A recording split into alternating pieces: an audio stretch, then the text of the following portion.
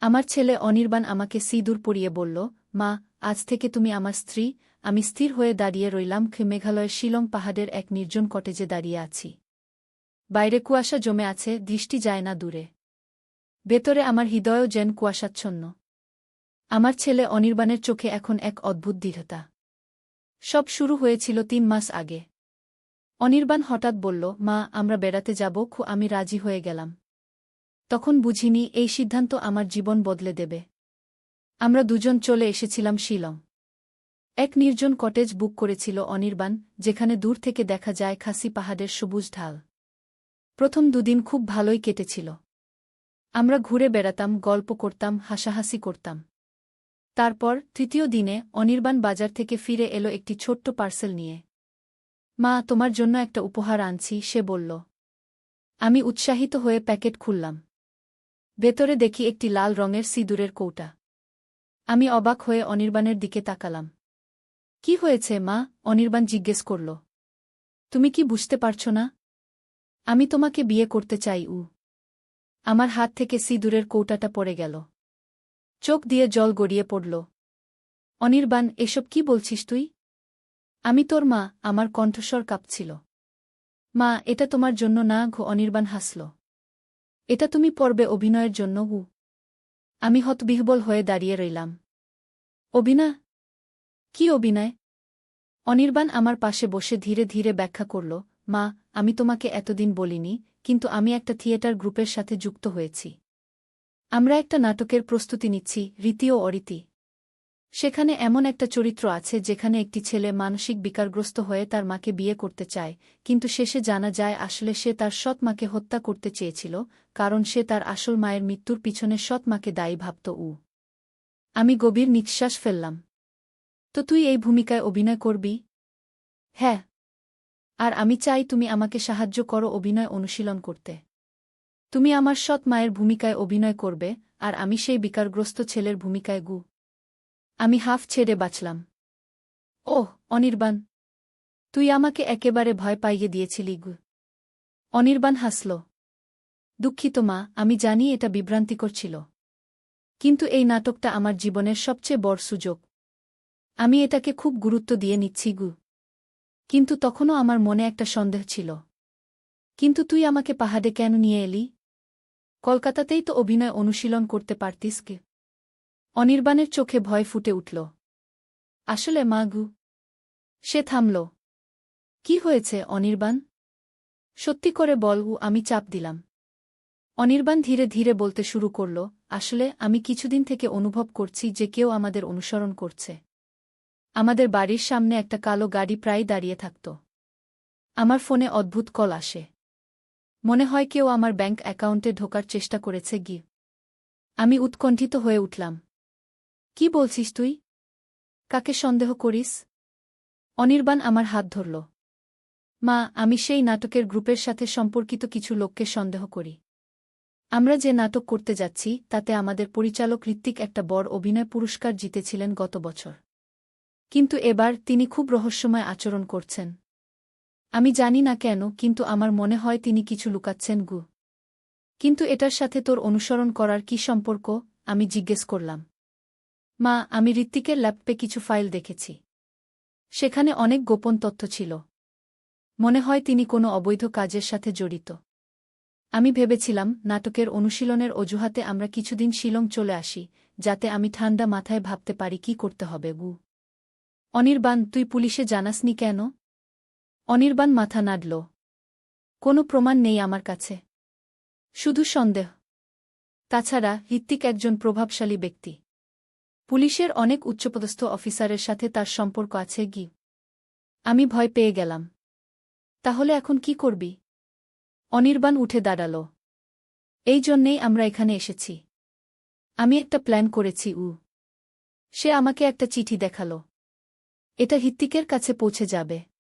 আমি তাকে জানিয়েছি যে আমি তার সব অবৈধ কার্যকলাপের তথ্য জানি এবং সেগুলি সুরক্ষিত জায়গায় লুকিয়ে রেখেছি। যদি আমার বা তোমার কোনো ক্ষতি হয় সেগুলি সরাসরি পুলিশের হাতে চলে যাবে। আমি ভীত হলাম। তুই পাগল হয়ে গেছিস? তুই ওকে ব্ল্যাকমেইল করছিস? না মা, আমি আমাদের নিরাপত্তা নিশ্চিত করছি, অনির্বাণ দৃঢ়তার সাথে বলল। আমার খুব ভয় করছে, কিন্তু আমি জানি এটাই একমাত্র পথ। সেই রাতেই কটেজের দরজায় জোরে জোরে শব্দ হতে লাগল। আমরা দুজনেই ঘুম থেকে জেগে উঠলাম। অনির্বাণ আমাকে চুপ থাকতে ইশারা করল এবং সন্তর্পণে দরজার কাছে গেল।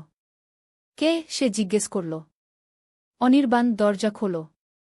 আমি হৃত্বিক কি? বাইরে থেকে একটা গভীর কণ্ঠ ভেসে এল। অনির্বাণ আমার দিকে তাকাল, তার চোখে ভয়। মা, তুমি পিছনের দরজা দিয়ে বেরিয়ে যাও।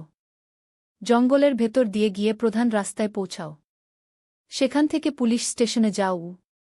না, আমি তোকে একা ছেড়ে যাব না, আমি জোর দিয়ে বললাম। মা প্লিজ, এটাই একমাত্র উপায়। আমি ওর সাথে কথা বলি, তুমি সাহায্য নিয়ে এসো। অনির্বাণ আমার হাত ধরে পিছনের দরজার দিকে টানল। আমি কাঁদতে কাঁদতে বললাম, ঠিক আছে, কিন্তু সাবধানে থাকিস। আমি জলদি ফিরে আসব। অনির্বাণ আমাকে একটা ফ্ল্যাশলাইট দিয়ে পিছনের দরজা দিয়ে বের করে দিল। আমি অন্ধকার জঙ্গলের দিকে দৌড়াতে শুরু করলাম, পিছনে দরজা খোলার শব্দ এবং কিছু লোকের কথাবার্তা শুনতে পেলাম। জঙ্গলের ভেতর দিয়ে হাঁটতে হাঁটতে আমার মনে হলো আমি রাস্তা হারিয়ে ফেলেছি। চারদিকে অন্ধকার, মাঝে মাঝে গাছের ডালপালা আমার মুখে আসে লাগছিল। ফ্ল্যাশলাইটের আলো ক্রমশ ম্লান হয়ে আসছিল। হঠাৎ পায়ের নিচে কিছু নড়ে উঠল, আমি চিৎকার করে উঠলাম এবং ফ্ল্যাশলাইট হাত থেকে পড়ে গেল। আমি ভয়ে কাঁপতে কাঁপতে ফ্ল্যাশলাইট খুঁজছিলাম, এমন সময় পিছন থেকে একটা হাত আমার মুখ চেপে ধরল। আমি ছটফট করতে লাগলাম। শান্ত হও, ভয় পেও না। আমি তোমাদের সাহায্য করতে এসেছি। একটি নরম মহিলা কণ্ঠ আমার কানে এলো। আমি ঘুরে দাঁড়ালাম। মৃদু চাঁদের আলো দেখলাম, একজন প্রৌঢ়া মহিলা আমার দিকে তাকিয়ে আছেন। কে আপনি? আমি জিজ্ঞেস করলাম। আমার ছেলে।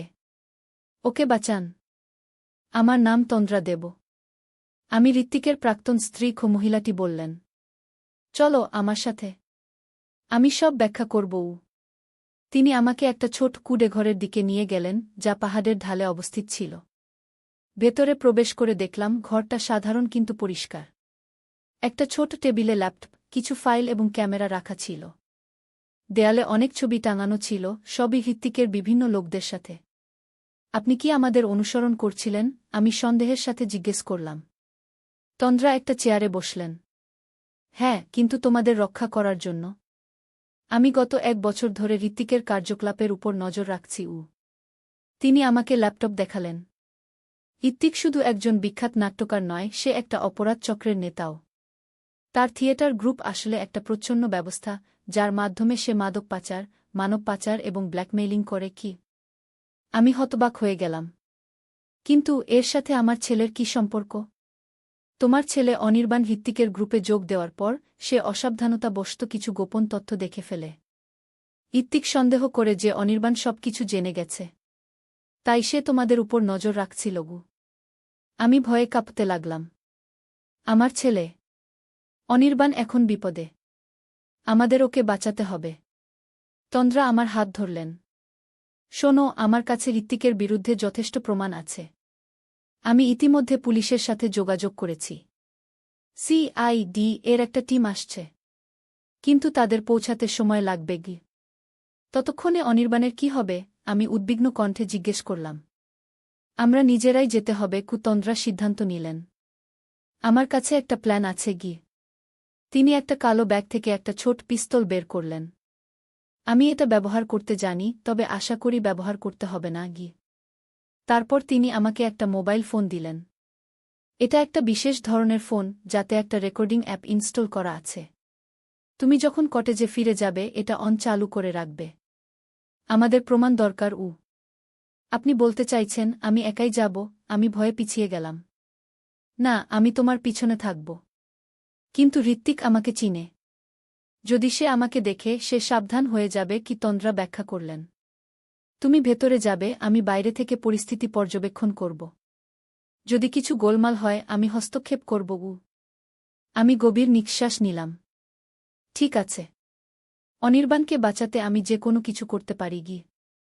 আমরা দুজন মিলে কটেজের দিকে রওনা হলাম। আমি ভয়ে কাঁপছিলাম, কিন্তু আমার ছেলেকে বাঁচানোর দৃঢ় সংকল্প আমাকে সাহস যোগাচ্ছিল। কটেজের কাছে পৌঁছে দেখলাম একটা কালো গাড়ি দাঁড়িয়ে আছে। ভেতর থেকে আলো আসছে এবং কয়েকজন লোকের কথাবার্তা শোনা যাচ্ছে। যাও সাবধানে কি তন্দ্রা আমাকে উৎসাহিত করলেন। আমি তোমার পিছনেই আছি গু। আমি ধীরে ধীরে কটেজের দরজার দিকে এগোলাম। রেকর্ডিং অ্যাপ চালু করে ফোনটা আমার জ্যাকেটের পকেটে রাখলাম। দরজায় নক করলাম। খোলার শব্দ হল এবং হৃত্বিক দরজার সামনে দাঁড়াল। তার চোখে বিস্ময়ে ফুটে উঠল। আপনি আপনি না পালিয়ে গিয়েছিলেন? সে জিজ্ঞেস করল। হ্যাঁ, কিন্তু আমি ফিরে এসেছি আমার ছেলের জন্য ও আমি দৃঢ়তার সাথে বললাম। কোথায় সে? হৃত্বিক হাসল। ভেতরে আসুন। আপনার ছেলে ভালোই আছে গি। আমি ভেতরে প্রবেশ করলাম, দেখলাম অনির্বাণ একটা চেয়ারে বসে আছে। তার মুখে চিন্তার ছাপ, কিন্তু দেখে মনে হল না কোনো শারীরিক আঘাত পেয়েছে। মা, সে চিৎকার করে উঠল। তুমি কেন ফিরে এলে? তোকে ছেড়ে কোথাও যাব না আমি দৃঢ়তার সাথে বললাম, তারপর হৃত্বিকের দিকে তাকালাম। আপনি কি চান? কেন আমাদের পিছনে লেগেছেন? হৃত্বিক চেয়ারে বসল। আপনার ছেলে কিছু জিনিস দেখেছে যা তার দেখা উচিত ছিল না। তার উপর সে আমাকে ব্ল্যাকমেইল করার চেষ্টা করেছে গি। আপনি কি সেই অবৈধ কাজগুলি স্বীকার করছেন? আমি জিজ্ঞেস করলাম, রেকর্ডিং অ্যাপের কথা মনে রেখে। হৃত্বিক হাসল। আপনি খুব চালাক। কিন্তু এখানে কোনো সাক্ষী নেই। এবং আপনারা দুজন সে ইশারা করল, তার দুজন সঙ্গী আমাদের দিকে এগিয়ে এল। আমি পিছিয়ে গেলাম। আপনি আমাদের কি করবেন? ওহ, কিছুই না। শুধু একটু ভ্রমণে নিয়ে যাব। এমন একটা জায়গায় যেখানে আপনারা আর কোনো সমস্যা সৃষ্টি করতে পারবেন না, হৃত্বিক উত্তর দিল। হঠাৎ বাইরে শব্দ হল। কটেজের জানালা দিয়ে আলো এসে পড়ল। হৃত্বিক জানালার দিকে তাকাতেই আমি সুযোগ নিয়ে কাছের একটা ফুলদানি তুলে নিয়ে তার একজন সঙ্গীর মাথায় আঘাত করলাম। লোকটা মাটিতে পড়ে গেল। মা, সাবধান! অনির্বাণ চিৎকার করে উঠল, তার বাধা হাত ছাড়ানোর চেষ্টা করতে লাগল। ততক্ষণে দরজা ভেঙে তন্দ্রা ভেতরে ঢুকে পড়লেন, হাতে পিস্তল। নড়বেন না, হৃত্বিক। আমার হাতে অস্ত্র আছে গু। হৃত্বিক চমকে উঠল। তন্দ্রা, তুমি এখানে কি করছ? তোমার অপরাধ চক্রের খেলা শেষ করতে এসেছি গু, তন্দ্রা দৃঢ় কণ্ঠে বললেন। হৃত্বিক হাসল। কিভাবে? তুমি একা এসেছ? সাহসী, কিন্তু বোকামি গু। তন্দ্রা হাসলেন। আমি একা আসিনি। পুলিশ ইতিমধ্যেই এখানে। তারা এই কটেজ ঘিরে ফেলেছে গি। বাইরে সাইরেন বাজার শব্দ শোনা গেল। হৃত্বিক ঘাবড়ে গেল, কিন্তু তার বাকি সঙ্গী তাড়াতাড়ি অনির্বাণকে ধরে দরজার দিকে টানতে লাগল। ছেড়ে দাও আমার ছেলেকে! আমি চিৎকার করে লোকটার দিকে ছুটে গেলাম। এই সময়ে বাইরে থেকে পুলিশের আওয়াজ শোনা গেল। এটা পুলিশ। কটেজের সবাই হাত তুলে বেরিয়ে আসুন। হৃত্বিক হঠাৎ জানালার দিকে ছুটে গেল, কিন্তু তন্দ্রা তার দিকে পিস্তল তাক করলেন। চেষ্টাও করো না! পুলিশ দরজা ভেঙে ভেতরে ঢুকল এবং সবাইকে নিয়ন্ত্রণে নিল। হৃত্বিক এবং তার সঙ্গীদের হাতকড়া পরানো হল। একজন পুলিশ অফিসার আমার দিকে এগিয়ে এলেন। আপনি ঠিক আছেন, ম্যাডাম? আমি অনির্বাণের বন্ধন খুলে তাকে জড়িয়ে ধরলাম। হ্যাঁ, এখন ঠিক আছি। তন্দ্রা পুলিশ অফিসারকে আমার ফোন দিলেন। এতে সব রেকর্ড করা আছে। হৃত্বিক সব স্বীকার করেছে গু। পুলিশ অফিসার ফোনটা নিয়ে বললেন, ধন্যবাদ। এটা খুব কাজে লাগবে। 3 মাস পরের কথা। আমরা কলকাতার আমাদের বাড়িতে ফিরে এসেছি। হৃত্বিক এবং তার অপরাধ চক্রের বিরুদ্ধে মামলা চলছে এবং তন্দ্রার সংগ্রহ করা প্রমাণ এবং আমার রেকর্ড করা স্বীকারোক্তি তাদের শাস্তি নিশ্চিত করেছে। একদিন সকালে দরজায় বেল বাজল। খুলে দেখি তন্দ্রা দাঁড়িয়ে আছেন। কেমন আছেন? তিনি জিজ্ঞেস করলেন। ভালো গো, আমি হাসলাম। ভেতরে আসুন গো। আমরা বসার ঘরে বসলাম। অনির্বাণ স্কুলে গিয়েছিল। ফিরে এলে যে খুশি হবে জানি। আমি আমেরিকা যাচ্ছি কি, তন্দ্রা বললেন। সেখানে আমার মেয়ে থাকে।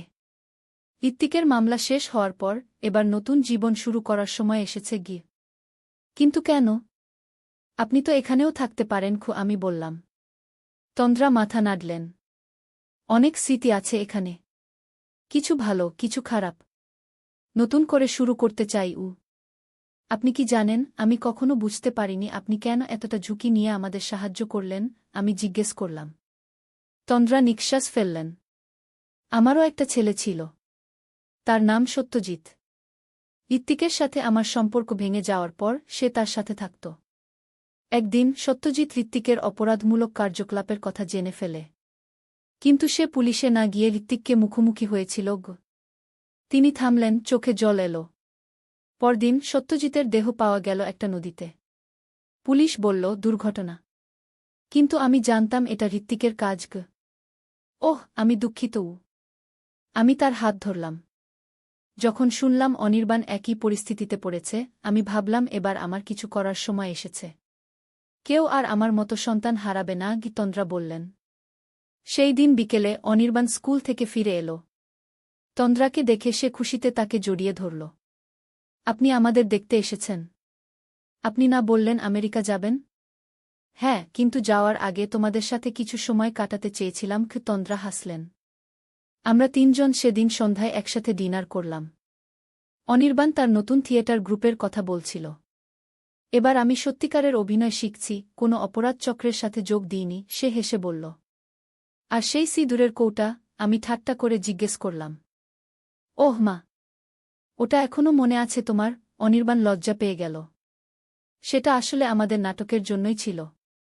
আমি জানি, ভুল পদ্ধতিতে তোমাকে বলেছিলাম। আমরা সবাই হেসে উঠলাম।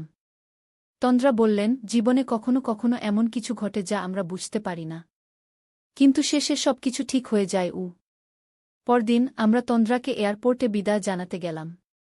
তিনি আমাদের দুজনকে জড়িয়ে ধরলেন। তোমাদের দেখে আমার মনে হয় জীবনে আশা হারানো উচিত নয়, তিনি বললেন। কোনো না কোনোভাবে ভালো জিনিসগুলি ফিরে আসে।